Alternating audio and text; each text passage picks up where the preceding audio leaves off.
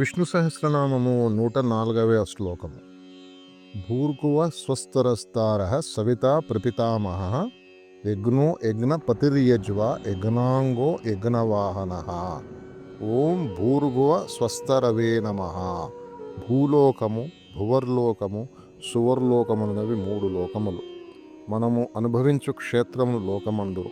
ఈ 3 లోకములందును జీవిత వృక్షమునకు బాసటగా ఉన్నవాడు పరమాత్మ. జాగ్రత్, స్వప్న, సుషుప్తులందు కలుగు అనుభవములకు భూ, భువ, సువర్లోకములందరు. ఈ 3 పదములకు వ్యాహృతులని పేరు. వ్యాహృతులనగా మంత్రములు. పరమాత్మ ఈ 3 వ్యాహృతులను మనవుడు మంత్రములచే నిత్యము ఈ విశ్వమును పెంచి పోషించుటకు యజ్ఞము చేయుచున్నాడని భావము. అనగా పరమాత్మ నారాయణుడు జీవిత వృక్షమునకు బాసటై 3 లోకములందు కలుగు అనుభవములకు ముఖ్య కారకుడని తెలియచున్నది. దీనివలన భూర్గవ సస్తురుడని పరమాత్మ పిలువబడుచున్నాడు. భూర్గవ సస్తురునకు నమస్కారము. ఓం తారాయ నమః. అందరినీ దాటించువాడని అర్థము. పడవ ప్రయాణికులు పడవను నడుపు సారంగుపై విశ్వాసముంచిన ఏ విధముగా ఒక ఒడ్డు నుంచి మరొక ఒడ్డుకు నిశ్చితంగా చేరుచున్నాడో అదే విధముగా నారాయణునిపై సంపూర్ణ విశ్వాసం కలిగి శరణాగతులైన భక్తులు సంసారమును సముద్రమును అవలీలగా దాటగలరు.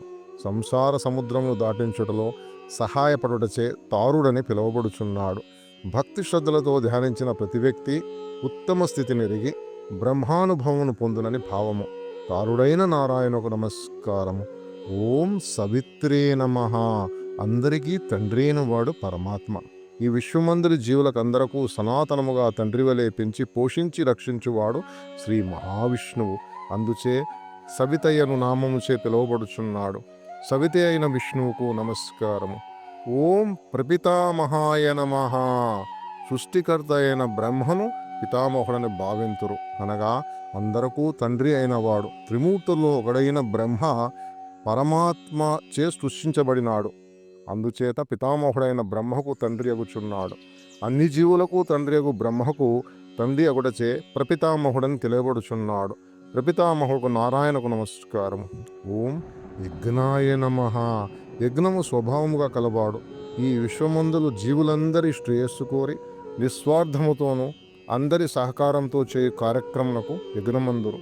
సర్వజనుల శ్రేయస్సుకు స్వార్థరహితంగాను శ్రద్ధాభక్తులతో చేయు కార్యములందు నారాయణుడు ఉండునని భావించుట చేత అతడిని యజ్ఞునిగా తలంతురు. యజ్ఞునకు నమస్కారం. ఓం యజ్ఞపతయే నమః. యజ్ఞములకు అధిపతి లేక ప్రభువు అర్థము. అనగా యజ్ఞములందు సమర్పించినవి స్వీకరించిన అనుభవించువాడని భావము. గీత గుహ్య యోగమందు శ్రీకృష్ణుడు అన్ని యజ్ఞ కార్యములకు ప్రభువై ఆనందించువాడు నేనే అని సుస్పష్టముగా చెప్పినాడు.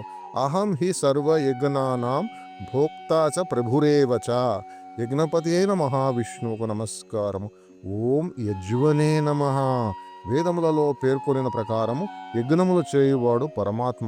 నిస్వార్థముగా విశ్వశ్రేయస్సుకై పాటుపడవాడు పరమాత్మ తప్ప అన్యులు లేరు. మరియు వేదములు పరమాత్మ ప్రసాదితము. అందుచే పరమాత్మచే యజ్ఞములు వేదములను అనుసరించి ఉండును. అందుచే పరమాత్మ యజ్ఞుడని తెలియబడుచున్నాడు. యజ్ఞునకు నమస్కారము. ఓం యజ్ఞాంగాయ నమః.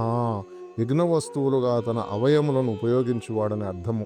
హరివంశము నారాయణుని గుణ విశేషములు యజ్ఞ వస్తువులను తెలియచేయుచున్నది. ఉదాహరణకు వేదములు, ఉపములు యజ్ఞ వస్తువులను చెప్పబడుచున్నవి. యజ్ఞాంగుడైన నారాయణకు నమస్కారం. ఓం యజ్ఞ వాహనాయ నమః.